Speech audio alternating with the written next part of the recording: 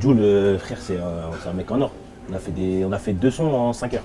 Jomb il est lourd, tu vois, mais pour moi ça a été de la facilité. Sans être prétentieux ou quoi, tu vois, aujourd'hui il est top 1, et comme en parlant c'est pas une dinguerie, c'est de l'amusement, c'est du délire. Et pour te dire, ce son là je voulais le supprimer carrément, ça allait faire une grave erreur, ouais. Ah ouais. Première écoute, Nino, on comprend pas ses placements au début. Parce qu'on est de la vieille école, je suis de l'école boom bap, tout ça. Je dis, ok, je suis dans la trap et tout, etc. Mais Nino, il avait des placements du turfu. Donc à l'instant T, quand on l'enregistre, il est pas un peu en retard là?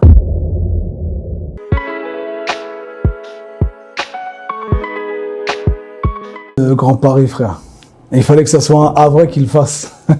Avec le recul, je pense que ça se tape entre Nino et Youssoupha pour moi. Youssoupha, c'est un bâtard. Je te le dis tout de suite, on a enregistré dans son studio, il a posé en dernier, il nous a tous attendus en embuscade derrière. Il a dit, ah ok, vous êtes tous en passage en force là les gars.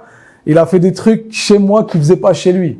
Il a laissé l'autotune à burn sur son couplet, ce qui donne un côté un peu cramé sur ses fins de phrases. Tu sais, il a un flow, les résultats. Il a un flow cramé. Et ça, il le fait jamais chez lui, il le fait chez moi. Tu sais d'où tu te permets de venir chez moi avec tes gros sabots, frère? Et il m'a demandé. Je dis, mais, garde tes sabots, ça tue sa mère, il tue tes sabots. Je saurais pas départager Nino et Youssoupha parce que Nino, c'est incroyable. Il nous a exterminés, frère. Première écoute, Nino, on comprend pas ses placements au début. Parce qu'on est de la vieille école, je suis de l'école boom bap, tout ça. Je dis, ok, je suis dans la trap et tout, etc. Mais Nino, il avait des placements du turfu. Donc à l'instant T, quand on l'enregistre, il est pas un peu en retard là? Je sais pas. Mais en tout cas, ça sonne bien, mais on va voir. On réécoute le lendemain. Oh le bâtard. Tu réécoutes une semaine après. Oh le bâtard. T'écoutes 2 ans, 3 ans plus tard. Il nous a exterminés, tu sais pas comment il a fait. Il était juste en avance. Et c'est vrai que Jules aussi maîtrisait bien la mélancolie. Toi, tu voulais partir sur ce titre-là. On a écouté des instrus.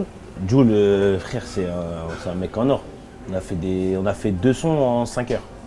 Ok. En créant l'instru. Je sais pas si tu vois le truc. Je vois ce que en 5 heures, c'est lui qui a créé l'instru ou pour son album, il a créé l'instru en 30 minutes. Ok, d'accord. Même pas, 25 minutes, tac, tac, tac, tac, tac. Ouais. Il a enregistré, et j'ai enregistré. Après ça, il me dit, tu veux faire quoi? On fait quoi? On vient de finir un son, là, il n'y a même pas 3 minutes, on fait quoi? J'ai dit, vas-y, on écoute des instrus.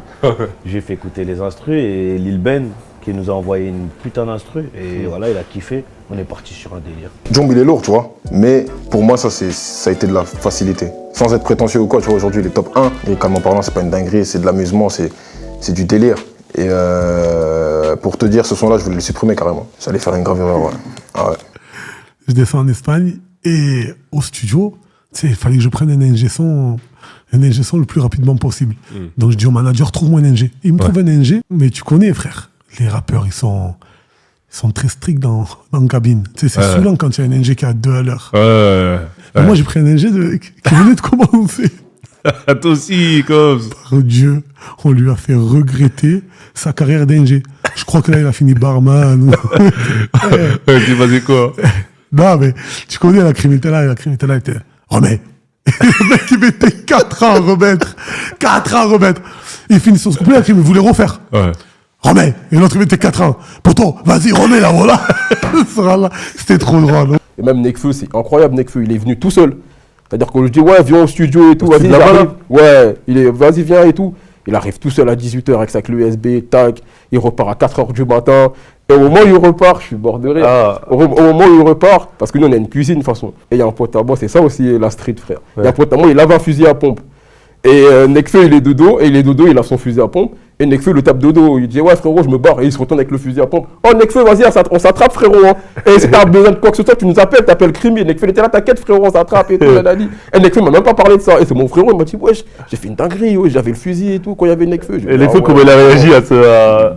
Tranquille, lui-même, il m'a même pas parlé carrément. Nekfeu, tu vois. C'est le poteau qui a dit. Ah ouais, tu connais, après il m'a appelé, il m'a dit ouais frérot, franchement la séance elle était incroyable, faut qu'on refasse d'autres morceaux.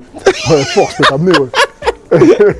Et cette vidéo, c'est un restaurant. Il a pleuré devant le. C'est un restaurant camerounais, gros. Ah, il a pleuré devant le poulet. Il croyait pas, frère. Il a dit, mais c'est quoi ce poulet et tout? Il mangeait le poulet avec les doigts, frère. Il n'y croyait pas. C'était quel poulet ça? C'est un poulet camerounais. Je sais pas c'est où. C'est un restaurant. T'arrives, on dirait même pas c'est un restaurant. On dirait un PMU. Ah ouais. Mais au fond, il y a des Joe qui font du poulet au fond. Ça me fait plaisir en même temps. Mais je pensais vraiment que les gens étaient passés à côté. Le meilleur souvenir que j'ai, c'est que Futur, il voulait plus s'arrêter en fait en studio. Il voulait que le morceau dure 6 minutes. Et il avait tellement kiffé l'instru de thérapie. Sa vibe, elle était bien dessus. Et il y avait une super bonne ambiance. On lui a ramené du poulet braisé là, d'un coin. Et il a fondu en larmes sur le poulet. Il pleurait quasiment. Il mangeait le poulet. Il avait plus de force. Il disait c'est quoi ce poulet? C'est quoi? Il a demandé l'adresse pour retourner.